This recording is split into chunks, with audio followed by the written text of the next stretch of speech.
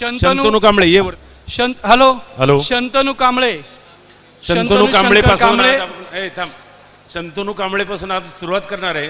मी यवतमाळ जिल्ह्यामध्ये वणीला गेलो होतो कार्यक्रमाला. त्यांनी भाषण केलं अतिशय उत्कृष्ट. तो आता भेटला, त्याचा निरोप आला मला, पण तो आहे हे माहीत नव्हतं, त्याच्यामुळे मी नाकारलं होतं.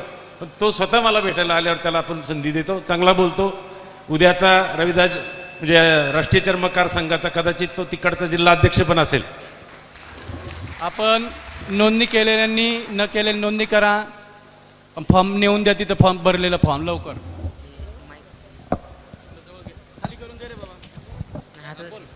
हॅलो.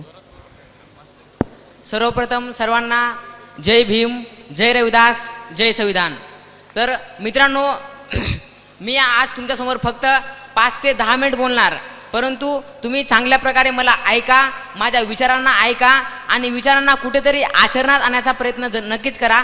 तर मी आज संत रविदास महाराज यांचा सत्य इतिहास सांगण्याचा प्रयत्न करतो आणि फुले शाहू आंबेडकरांच्या इतिहासावर थोडा प्रकाश टाकतो. सर्वप्रथम ज्या महामानवामुळे आज आपल्याला इथे बसण्याची संधी मिळाली, म्हणजेच ज्या काळामध्ये सुमारे 13व्या शतकामध्ये जगाला शांततेचा संदेश देणारे तथागत गौतम बुद्ध, समाज क्रांतीचे प्रणेते व ज्यांनी अशी म्हणी लिहिली होती की ऐसा चाहू राज में जहाँ मिले सबन को अन्न, छोटे बडे सबसम बसे, तो रविदास रे प्रसन्न, तो रविदास रे प्रसन्न. असे समाज क्रांतीचे प्रणेते संत रविदास महाराज. विद्येविना मती गेली, मतीविना नीती गेली, नीतीविना गती गेली, गतीविना वित्त गेले, वित्तविना शूद्र खचले आणि इतके अनर्थ एका अविद्येने केले, एका अविद्येने केले. अशा ओळ्याच्या माध्यमातून समाजाला जागृत करणारे आपले महात्मा ज्योतिबा फुले, क्रांती ज्योती सावित्री आई आणि ज्यांच्या संविधानाने आज आपला देश उभा आहे असे विश्वरत्न भारतरत्न डॉक्टर बाबासाहेब आंबेडकर. आणि ज्या महामानवांच्या विचारसरणीतून आपल्याला असं समजलं की अरे आपल्याला शाळेत न जाताही आज साहित्य सम्राट होता येतं, शाळेत न जाता सुद्धा लोकशाहीर होता येतं, असे लोकशाहीर अण्णाभाऊ साठे व अशा तमाम महापुरुषांच्या प्रतिमेला मी अभिवादन करतो व माझ्या 2 शब्दाला सुरुवात करतो. तर मित्रांनो, संत रविदास महाराज म्हणते कोण, तर एक विज्ञानवादी महापुरुष, एक विज्ञानवादी विचारवंत, एक विज्ञानवादी संत म्हणजे संत रविदास महाराज. यांचा जन्म 15 फेब्रुवारी 1398 रोजी उत्तर प्रदेश येथील वाराणसी जवळ त्यांचा जन्म झाला. आणि रविदास महाराज हे एक विज्ञानवादी संत होते आणि त्यांची फक्त आपल्या भारत देशामध्येच नाही तर अनेक जगामध्ये सुद्धा संत रविदास महाराजांची ओळख होती. परंतु मित्रांनो, संत रविदास महाराज त्या काळामध्ये कुठे तर आश्रमामध्ये शिकले. 8वीपर्यंतच फक्त संत रविदास महाराज शिकू शकले, कारण मग 8वीच्या पुढे ते शिकू शकले नाही. कारण काय, तर त्या काळामध्ये रविदास महाराजांवर कशाचे जातीवादाचे चटके सहन होत होते. आणि आपण प्रत्येकजण विचार करतो डॉक्टर बाबासाहेब आंबेडकरांवर सुद्धा जातीवादाचे चटके सहन करावे लागतील. मग रविदास महाराज किती दिवस जातीवादाचे चटके सहन करणार? म्हणून रविदास महाराजांनी 4 भिंतीची शाळा सोडली आणि निसर्गाच्या खुल्या वातावरणात राहू लागले. आणि निसर्गाच्या खुल्या वातावरणात राहू लागल्यानंतर तिथे वेगवेगळ्या गोष्टीचा अभ्यास केला, पुराणे वाचली, विविध ग्रंथ वाचली आणि त्यांनी आपला एक समाज तयार केला. आणि अनेक सवंगडी, अनेक लोक त्यांच्या विचारांशी जुळले आणि त्यांच्याशी संबंध बनविला आणि ते विचारसरणीचे एकमेकांना विचार पाठवत असे, विचारांची सरणी करत असे. अशा प्रकारे मित्रांनो रविदास महाराजांचा प्रवास हा सुरू झाला. परंतु हा एक गैरसमज आहे की मित्रांनो, रविदास महाराज एक संत होते, विज्ञानवादी विचारवंत होते, म्हणून आपण त्यांना आपण भक्त नाही मानलं पाहिजे. तर आपण कोणाचे महापुरुषांच्या विचारांचे वारसदार आपण आहोत, म्हणून आपण त्यांच्या विचारांना आचरणात आणण्याचा आपण प्रयत्न केला पाहिजे. त्या काळामध्ये मित्रांनो फक्त मी 5 ते 10 मिनिट बोलणार, पण खूप आपल्या चांगल्या प्रकारे आपण आचरणात आणू शकाल असे विचार आपल्यासमोर मांडणार आहोत. त्या काळामध्ये संत रविदास महाराजांनी म्हटलं होतं की अनेक ओव्या लिहिल्या, कविता लिहिली, विविध त्यांनी लेख लिहिलं. परंतु मित्रांनो, काही मी तुम्हाला त्यांचे दोहे जे आहे सांगू इच्छितो. त्यांनी म्हटलं होतं की हम भी चाम के तुम भी चाम के, चाम का है जग सारा, चाम बिना कोई न जीव, कही रविदास चमारा, कही रविदास चमारा. संत रविदास म्हणतात की या जगामध्ये प्रत्येक जीव हा चामड्यापासून बनलेला आहे, प्रत्येक जीव हा चामड्यापासून बनलेला आहे. मग आपण जाती धर्मामध्ये भेदभाव का करावा? आणि रविदास महाराज असे सुद्धा म्हणतात की जग में वेद जानिये, पढ़त समझना कुछ ना होत. तर मित्रांनो, आपण आजच्या युगामध्ये काय सत्यनारायण करतो, वेगवेगळ्या मंदिरामध्ये जातो, पूजा करतो, तर रविदास महाराज म्हणतात की हे वेद पूजा हे करून काहीही अर्थ नाही. फक्त काय तर आपण आपल्या दिसणाऱ्या डोळ्यावर जे गोष्टी घडतात त्याच्यावर आपण विश्वास ठेवला पाहिजे आणि तेच गोष्ट आचरणात आणले पाहिजे. त्या काळामध्ये संत रविदास महाराज म्हणतात की एखादी व्यक्ती त्याच्या घराण्यातून किंवा त्याच्या श्रीमंतीतून मोठा नसतो, तर एखादी व्यक्ती त्याच्या कर्माने मोठा असतो, असं संत रविदास महाराजांनी म्हटलं होतं. मित्रांनो, आपण जर विचार केला तर त्या काळामध्ये आपल्या चर्मकार समाजावर अनेक अन्याय झाले, अत्याचार झाले, परंतु आज आपल्या समाजावर अन्याय नाही झाला पाहिजे म्हणून आपण काहीतरी प्रयत्न करायलाच हवा आणि करायलाच हवा. त्यासाठी आपल्याला गरज कशाची पडते तर मित्रांनो, त्या काळामध्ये आपल्या चर्मकार समाजावर अन्याय झाले, अत्याचार झाले, परंतु आज आपल्या चर्मकार समाजावर अन्याय व्हायला नको म्हणून आपण प्रयत्न केला पाहिजे. तर त्यासाठी आपल्याला कशाची गरज पडते तर भारतीय संविधानाची गरज पडते, भारतीय संविधानाची गरज. आपण मित्रांनो, आपण आपल्या जीवनामध्ये धार्मिक ग्रंथ म्हणजे कोणते? रामायण, महाभारत, पुराण, भगवद्गीता असे ग्रंथ आहेत. ते ग्रंथ आपल्या घरामध्ये नाही राहिले तरी चालतील, परंतु आपल्या घरामध्ये भारतीय संविधान असणं गरजेचं आहे. कारण मित्रांनो, एक गोष्ट सांगू इच्छितो, भारतीय संविधानापुढे कोणता व्यक्ती मोठा नाही, कोणता व्यक्ती छोटा नाही, कायद्यासमोर सगळे समान आहेत. तर मित्रांनो, अजून रविदास महाराजांनी त्या काळामध्ये अनेक रशिया, चीन सारख्या देशामध्ये जाऊन प्रबोधन केलेलं आहे. त्या प्रबोधनाचं आपण वारसदार आहोत. आपण त्यांचे विचार आचरणात आणण्याचा प्रयत्न केला पाहिजे. त्या काळामध्ये विचार केला तर आपल्या समाजावर अनेक अन्याय सुद्धा झालेत. आपण जर विचार केला, आपल्या समाजाचे एक संरक्षण मंत्री होते 2008-9च्या काळामध्ये, बापू जगजीवन राम. कुणाला माहित आहे बापू जगजीवन राम? तर त्या काळामध्ये आपल्या समाजाचे संरक्षण मंत्री होते 2008-9च्या काळामध्ये. तर त्या काळामध्ये त्यांना उत्तर प्रदेश येथील अलाहाबाद येथे एका पुतळ्याचं उद्घाटन करण्यासाठी बोललं होतं बापू जगजीवन राम यांना. तर मित्रांनो, हा चर्मकार माणूस कसा आमच्या पुतळ्याचं उद्घाटन करू शकतो म्हणून त्यांच्यावर विविध नारे काढण्यात आले. जग्गू चमार हाय हाय, जग्गू चमार हाय हाय म्हणजेच काय? जगजीवन राम कसं ते एक नीच जातीचे होते. आधीच्या काळात कसं गैरसमज होता, चर्मकार समाज म्हणजे नीच होतं, बरोबर आहे का नाही? म्हणून त्यांच्यावर विविध नारे काढण्यात आले. ते म्हणजे विचार करा की ते एक संरक्षण मंत्री होते तरी पण असे त्यांच्यावर नारे काढण्यात आले. म्हणजे म्हणण्याचा उद्देश हा आहे की आजच्या युगामध्ये जो जातीने मोठा तोच मोठा. एखादे मुख्यमंत्री सुद्धा असेल किंवा कोणता नेता सुद्धा असेल तरी त्याची जात जर छोटी असेल तर आपण त्याला छोटं समजतो. परंतु मित्रांनो, असं नाही. तर माणसाच्या जातीवरून नाही तर माणसाच्या कर्मावरून त्यांची उच्च नीचता त्याच्या आपण विचार केला पाहिजे. त्या काळामध्ये संत रविदास महाराजांनी मित्रांनो अनेक जे महापुरुष आहेत त्यांच्याशी त्यांनी विचारपूस, विविध चर्चासत्र, आणि त्यांच्या काळामध्ये जे काळ होता, कोणता काळ? 1398चा काळ होता.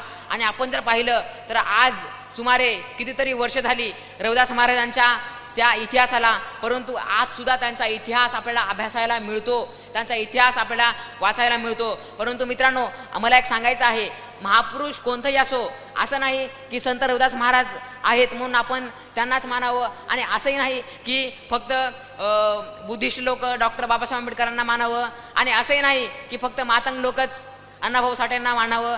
त्या काळामध्ये जर हे महापुरुषांनी असा विचार केला असता तर आज आपण इथं एकत्र झालो नसतो, शिकलो नसतो, संघटित झालो नसतो.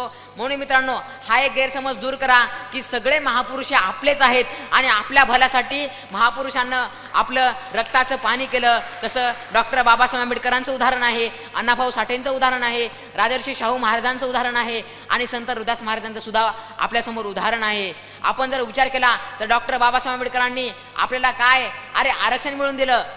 आज तुमच्या समोर जे लोक म्हणतात की डॉक्टर बाबासाहेब आंबेडकर आपल्या समाजासाठी काही नाही केलं, आपण त्यांच्याच नावावर आपल्या विद्यार्थ्यांसाठी काय उचलतो?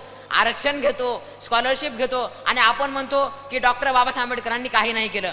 अरे, दिवाळीचं जे बोनस असतं, बोनस, ते सुद्धा डॉक्टर बाबासाहेब आंबेडकरांमुळे आपल्याला मिळतं. हे सुद्धा आपण लक्षात घेतलं पाहिजे, याची सुद्धा आपल्याला जाणीव असली पाहिजे. म्हणून महापुरुष असो, सगळ्यांच्या महापुरुषांच्या जयंतीमध्ये आपण सहभागी झालं पाहिजे. त्यांचे विचार आपल्याला आचरणात आणायचे आहेत, आणि आचरणात आणल्यामुळं आपण नक्कीच येणाऱ्या काळामध्ये प्रगती करू शकू. अशाच शिबिराच्या माध्यमातून असो किंवा वेगवेगळ्या जयंतीच्या माध्यमातून असो. तर मित्रांनो, मला सांगायचं एवढंच आहे की आपण या जीवनामध्ये महापुरुषांचे विचार घेतले पाहिजे. आपल्या तरुण पिढीला आपल्या युवा पिढीला, येणाऱ्या पिढीला महापुरुषांचे विचार कळायला हवे. आज आपल्या समाजामध्ये आज खरी गरज कशाची आहे, तर आज आपल्या समाजामध्ये खरी गरज आहे ग्रंथालयाची.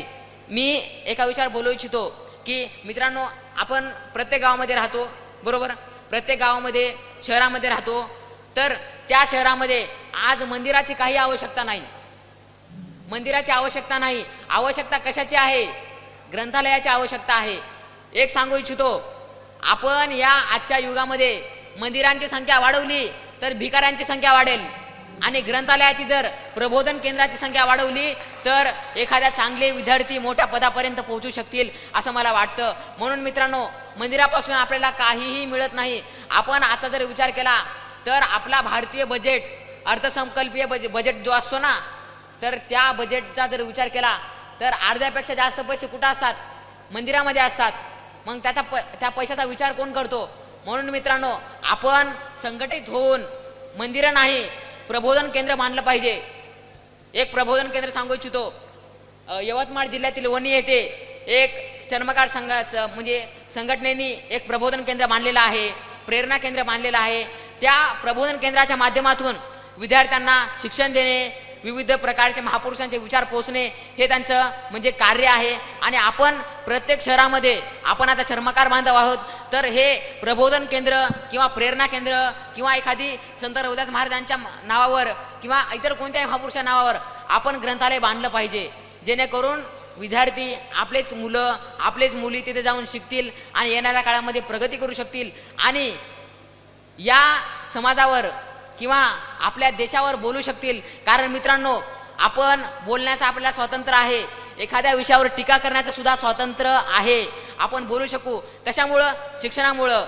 म्हणून आपण शिक्षण घेतलंच पाहिजे. म्हणून डॉक्टर बाबासाहेब आंबेडकरांनी म्हटलं होतं, अरे शिका, संघटित व्हा आणि संघर्ष करा.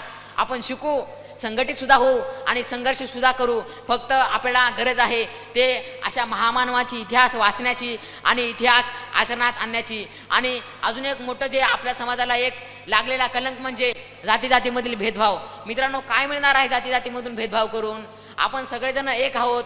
आपली जात कोणती, स्त्री पुरुष, धर्म कोणता, मानवता. आपण मानवता धर्माने विचार केला पाहिजे, एकमेकाची मदत करायला हवी. आणि एक गोष्ट सांगू इच्छितो की गलत का विरोध खुलकर कीजिए. आपल्यासमोर जर काही चुकीची गोष्ट होत असेल मित्रांनो, मग ते कोणते असो, समाजकारण असो, राजकारण असो, काही असो, त्याचा विरोध आपण नक्कीच केला पाहिजे. कारण संविधानाने आपल्याला टीका करण्याचा किंवा एखाद्या गोष्टीवर विरोध करण्याचा सुद्धा अधिकार संविधानाने दिलेला आहे. आणि संविधान सुद्धा आपलं वाचणं गरजेचं आहे. संविधानातील कलम, कोणतं कलम काय म्हणतो, कलम 19 काय म्हणतो, आपण आपल्या जीवनामध्ये जे प्रत्येक गोष्टीने चालतो त्या गोष्टीला प्रत्येक कलम लागू होतं का, याचा आपण विचार करायलाच हवा मित्रांनो. आणि जेव्हा आपण याचा विचार करू तेव्हा आपण संघटित झाल्याशिवाय राहणार नाही, संघटित झाल्याशिवाय राहणार नाही. गलत का विरोध खुलकर कीजिए, गलत का विरोध खुलकर कीजिए, चाहे हो समाज हो या राजनीति, क्योंकि इतिहास आवाज उठाने वालों का लिखा जाता है, इतिहास आवाज उठाने वालों का लिखा जाता है. म्हणून मित्रांनो, आणि एक सांगू इच्छितो, जातीमुळं काहीच नाही, आपण सगळेजण एक आहोत. मला वाटते कुठेतरी आपल्या देशामध्ये जातीच जात आहे, धर्मामध्ये जात आहे, म्हणून कुठेतरी आपला देश मातीत जात आहे. जात फक्त कोणती, स्त्री पुरुष आपली जात आहे. आणि धर्म कोणता, मानवता. या धर्माने आपण वागलं पाहिजे, एकमेकाची मदत केली पाहिजे. आणि एक गोष्ट सांगू इच्छितो मित्रांनो, आपण कोणत्या व्यक्तीची मदत करू इच्छी नसेल किंवा आपण चांगले मोठे आहोत, आपल्या समजदार आहोत. परंतु मित्रांनो, एखाद्या व्यक्तीची जर आपण मदत करू नाही शकेल तर आपल्या मानवतेला अर्थ नाही. आपण प्रत्येक गोष्टीचं समजून घेतलं पाहिजे. आपल्या समाजामध्ये काय काय होत आहे, काय काय नाही. एखाद्या व्यक्तीवर अन्याय झाला, एखाद्या महिलेवर अन्याय झाला आपल्या समाजामध्ये किंवा इतर समाजामध्ये, तर आपण चूप बसू का? नाही. आपल्याला संविधानाने अधिकार दिलेला आहे अन्यायाविरुद्ध लढण्याचा. आणि हे गोष्ट सांगू इच्छितो की मित्रांनो, शिक्षण म्हणजे आपल्या भारत देशामध्ये कसं शिक्षण घ्यायचं, नोकरीवर लागायचं आणि लग्न करायचं आणि स्वतःच्या पायावर थांबायचं असं नाही. डॉक्टर बाबासाहेब आंबेडकरांनी म्हणलं होतं की शिक्षण हे वाघिणीचे दूध आहे, जो त्याला प्राशन तो गुरगुरल्याशिवाय राहणार नाही. आणि शिक्षण हे फक्त नोकरीसाठी नाही, तर आपल्यावर होणाऱ्या अन्यायाला दूर करण्यासाठी शिक्षण घ्या. अन्यायाला वाचा फोडण्यासाठी शिक्षण घ्या, म्हणजे तुम्ही येणाऱ्या काळामध्ये प्रगती करू शकाल, आपला समाज हा प्रगती करू शकेल. आणि मित्रांनो, आपल्याला सुद्धा आपल्या चर्मकार समाजाला सुद्धा एकत्र येणं गरजेचं आहे, संघटित होणं गरजेचं आहे. जसं की आपण बुद्धिस्ट बांधव पाहू शकतो, त्यांनी बाबासाहेबांना एक त्यांचा विचार त्यांनी समजून घेतात, बाबासाहेबांच्या नावावर ते एकत्र येतात. म्हणून आपणही एकत्र येणं गरजेचं आहे, संघटित होणं गरजेचं आहे. आणि मित्रांनो, यावर अजून काही बोलू इच्छितो. तर मित्रांनो, या जगामध्ये आपल्याला आपलं मत व्यक्त करण्याशी कोणीच रोखू शकत नाही. मित्रांनो, आपण आपलं मत आपण व्यक्त करायला हवं, हे सुद्धा आपल्याला संविधानाने अधिकार दिलेला आहे. आणि मित्रांनो, आज आपल्या समाजामध्ये अजून एक कलंक लागलेला म्हणजे कशाचा, तर अज्ञानाचा. आपण अज्ञान नाही तर ज्ञानी राहिलं पाहिजे. आपण ज्ञानी राहू तर प्रत्येक गोष्टीचे आपण बाहेर निघू. अज्ञानाने भीती जन्म घेते. काय? अज्ञानाने भीती जन्म घेते. म्हणून आपण अज्ञान नाही तर ज्ञानी राहिलं पाहिजे, शिक्षण घेतलं पाहिजे. शिक्षणाच्या जोरावर आपण मित्रांनो मोठं होऊ शकतो आणि या समाजाला नक्कीच घडविण्याचा आपण प्रयत्न करू शकतो. तर मित्रांनो, आज या विषयावर बोलताना मला एक गोष्ट आठवते की आपण मित्रांनो आपला वेळ हा इकडे लक्ष द्या. अजून मी फक्त 2 मिनिट बोलेन आणि इथेच माझे जे विचार व्यक्त करायचे होते ते संपवेन. फक्त ऐका. तर मित्रांनो, आपण जर विचार केला तर आज आपण आपला अर्धापेक्षा जास्त वेळ कशामध्ये, तर मूर्तीपूजेमध्ये घालतो.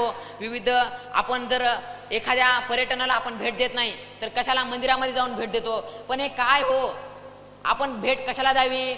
एखाद्या किल्ल्याला द्यावी. उत्तर प्रदेशमधील वाराणसी येथे संत रविदास महाराजांचं एक प्रबोधन केंद्र आहे, तिथे भेट द्यावी. म्हणजे त्याच्या माध्यमातून आपल्याला काय काय समजतं हे आपल्याला कळतं ना. आणि मित्रांनो, आपण पुस्तके वाचणं काळाची गरज आहे. कोणते पुस्तकं? विज्ञानाचे पुस्तकं, विज्ञानवादी युगाची पुस्तकं ही सुद्धा वाचणं काळाची गरज आहे. आपण अनेक जे प्रबोधन केंद्र आहेत त्याची आपण निर्मिती केली पाहिजे. आणि मित्रांनो, शेवटी सांगू इच्छितो की आपण आपल्या या समाजामध्ये अंधश्रद्धा नाही. आणि मी कसा मुलगा आहे मित्रांनो, या आयुष्यामध्ये आपल्या जीवनामध्ये फक्त आणि फक्त मानव आहे. मानवामुळेच हे शक्य आहे.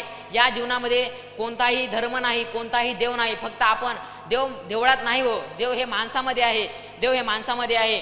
आणि मित्रांनो, आपण अंधश्रद्धेला बळी पडलो म्हणजे आपण जागृत झालेलो नाही. आपल्याला अंधश्रद्धेला बळी पडायचं नाही आहे. अंधश्रद्धेतून मुक्त होण्याचा प्रयत्न करायचा आहे. या महापुरुषांच्या विचारांवर चालण्याचा प्रयत्न करायचा आहे. आणि हा एक आपल्या मनामध्ये गैरसमज आहे की संत रविदास महाराज एक देवाचे भक्त होते, परंतु असं नाही. संत रविदास महाराज हे एक विज्ञानवादी विचारवंत होते. हा गैरसमज आपण आपल्या मनामधून काढला पाहिजे. आणि संत रविदास महाराज एक विचारवंत होते, एक महापुरुष होते, हे सुद्धा आपल्याला समजून घ्यायचं आहे. नाहीतर आपण आपल्या घरामध्ये वेगवेगळ्या प्रकारचे फोटो बघत असतो. त्यामध्ये संत रविदास महाराज काय चप्पल शिवतात, बुटं शिवतात, पण ती फोटो चुकीची आहे. आपण घरामध्ये कोणती फोटो लावली पाहिजे? संत रविदास महाराज ध्यानस्थ बसलेले आहेत, संत रविदास महाराज लिहितानी आहेत, ही फोटो आपण घरामध्ये लावली पाहिजे.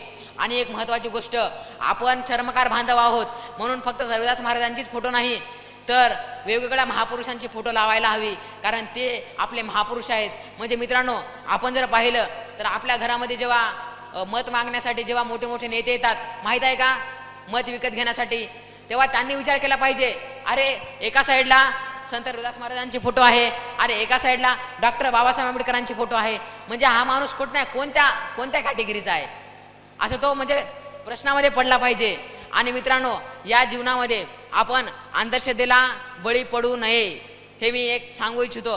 अंधश्रद्धेला बळी पडलं म्हणजे आपलं जीवन आपण जागृतच होऊ शकत नाही. तुम्ही बळी पडा कोणाला? महापुरुषांच्या विचाराला. अरे व्यसन, आजचे तरुण जर विचार केला तर व्यसनाअभावी गेलेले आहेत.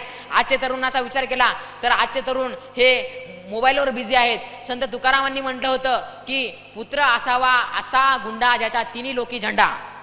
परंतु आजच्या या काळाची परिस्थिती कशी झालेली आहे, पुत्र झालाय असा गुंडा ज्याचा फक्त सोशल मीडियावरच धंदा. आणि एक सांगू इच्छितो मित्रांनो, आजची तरुण पिढी व्यसनाअभावी गेली आहे, परंतु आज आपल्याला व्यसनाअभावी जायचं नाही. व्यसन करा, मी म्हणतो व्यसन करा, पण कशाचं? महापुरुषांच्या विचारांचं, डॉक्टर बाबासाहेब आंबेडकरांच्या विचारांचं. व्यसन करा कशाचं? पुस्तकाचं. व्यसन करा कशाचं? अभ्यासाचं. आणि मित्रांनो, आपण जर व्यसन या महापुरुषांच्या विचारांचं व्यसन केलं तर आपण नक्कीच संघटित होऊ. नाही तर तुम्ही म्हणाल अरे हे पोरगं व्यसन करायला म्हणजे काय, आपण व्यसन करू चला. पण मी म्हणतो की महापुरुषांच्या विचारांचं व्यसन करा आणि व्यसन करा ते महापुरुषांच्या विचारांचं. आणि मित्रांनो, मी बोलायला काही नाही, मी खूप बोलू शकतो, परंतु इथं वेळेची लिमिट आहे. आणि याद्वारे शेवटी एकच सांगू इच्छितो, माझा परिचय देऊ इच्छितो. मी शंतनू कांबळे वर्ग 10व्या आहो आणि मी चंद्रपूर जिल्ह्यातला जिवती तालुक्यातील आहो. आम्ही चंद्रपूर जिल्ह्यावरून या नाशिकला आलो आहे. आणि आम्ही कोणाच्या माध्यमातून म्हणजे आम्ही संभाजी वाघमारे हे म्हणजे आमचे जे चर्मकार समाजाचे जे अध्यक्ष, त्यांच्या माध्यमातून आम्ही इथपर्यंत पोहोचू शकलो आणि मला इथं बोलण्याची संधी दिली ते म्हणजे नानासाहेब, त्यांचे मी खूप खूप आभार मानतो. आणि मित्रांनो, तुम्हाला जर माझ्या जर असेच जर विचार ऐकायचे असेल तर माझं एक यूट्यूबवर चॅनलसुद्धा आहे, त्याच्यावर तुम्ही सबस्क्राईब करून अशा विचार तुम्ही ऐकू शकता. आणि मित्रांनो, येणाऱ्या काळामध्ये माझं जे एक लेख आहे, पुस्तक आहे, काव्यसंग्रह आहे, त्यावर मी वेगवेगळ्या विषयावर कविता लिहिलेली आहे. ती कविता जर तुमच्यापर्यंत पोहोचवायची असेल म्हणजे पुढच्या वर्षी माझा तो लेख प्रकाशित होणार आहे, कविता प्रकाशित होणार आहे. वेगवेगळ्या विषयावर मी स्वतः कविता लिहिलेल्या आहेत, ते नक्कीच आपण प्रकाशित करू. तुमच्या या प्रेझेंटेशनमध्ये आपण ते करू. आणि मी इतकंच बोलतो आणि शेवटी इथे थांबण्याचा प्रयत्न करतो. जय रविदास, जय भीम, जय संविधान.